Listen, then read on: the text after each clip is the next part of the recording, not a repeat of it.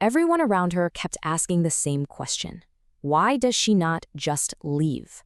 Her friends asked it, her family asked it, even she asked it herself at 3 a.m. when everything was quiet and she could think clearly for a moment.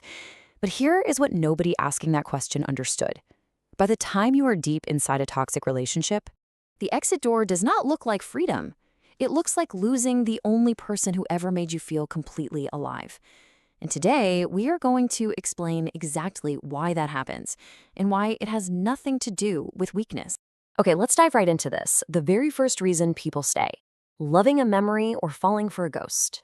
From the outside looking in, a toxic relationship seems like a simple problem with a totally simple solution, right? But here's the thing. In the beginning of almost every toxic relationship, there is a period of genuine, undeniable magic. The person staying, they aren't just holding on to some wild illusion. They are holding on to a memory of something that was actually real.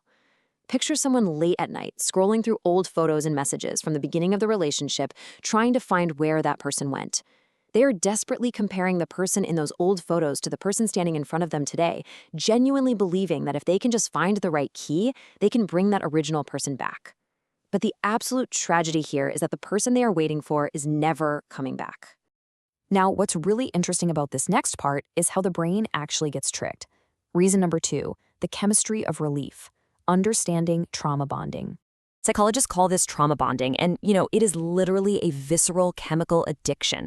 When a relationship just cycles repeatedly between pain and relief, we're talking going from cold distance to sudden warmth, or from harsh criticism straight into intense affection, your brain actually begins to respond to that relief, and it responds with a level of attachment that is chemically identical to a substance addiction.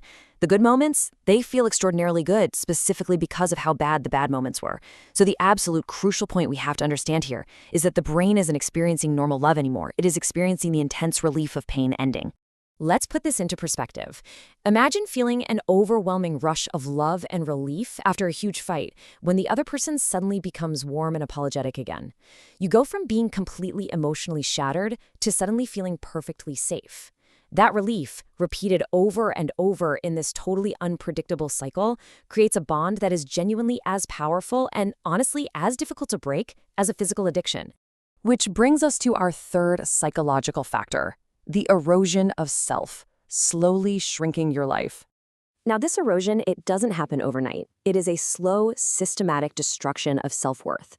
Imagine repeatedly hearing, you are lucky to have this relationship, or being told in literally 100 different ways that you are difficult, that nobody else would ever want you, or that your own perceptions are completely untrustworthy. By the time someone has heard this enough times, they start to believe it. Maybe not consciously at first, but deep down in the exact place in their brain where decisions about what they actually deserve are made. Look, leaving a relationship requires believing that you deserve something better. This kind of dynamic is specifically designed to make accessing that belief completely impossible. And the real-world impact of this mental rewiring, it's absolutely devastating. We see someone who stopped applying for jobs, stopped seeing friends, and stopped believing they were interesting because they had been told so many times that they were not enough.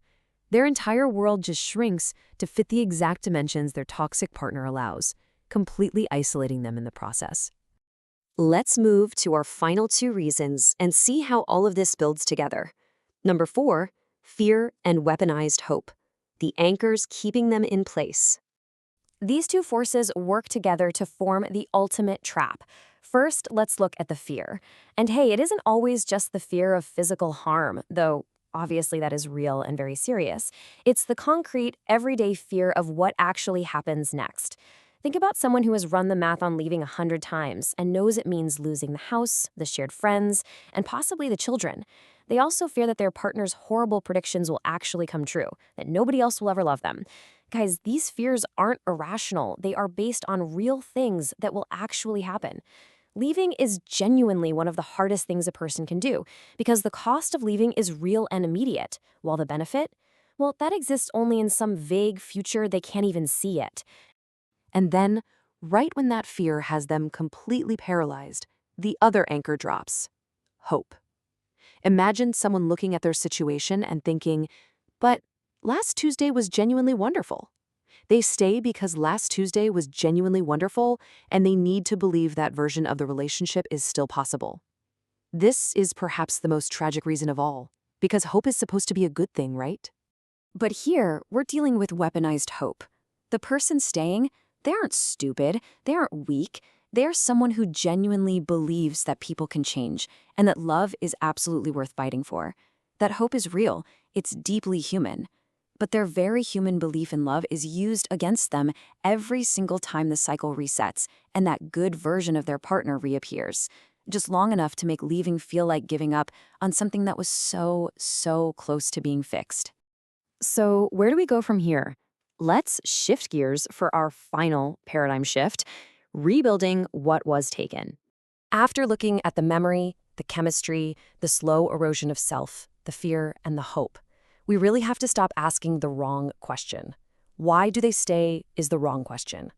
What we absolutely most ask is, what did this relationship systematically take from them that made the exit feel like something they didn't deserve or couldn't survive? Understanding this isn't about making excuses. It's the crucial first step toward understanding how trapped they really are. Nobody stays in pain because they enjoy it. They stay because something real was taken from them. And the moment we understand what was taken, we can finally understand what needs to be given back before they can find their way out.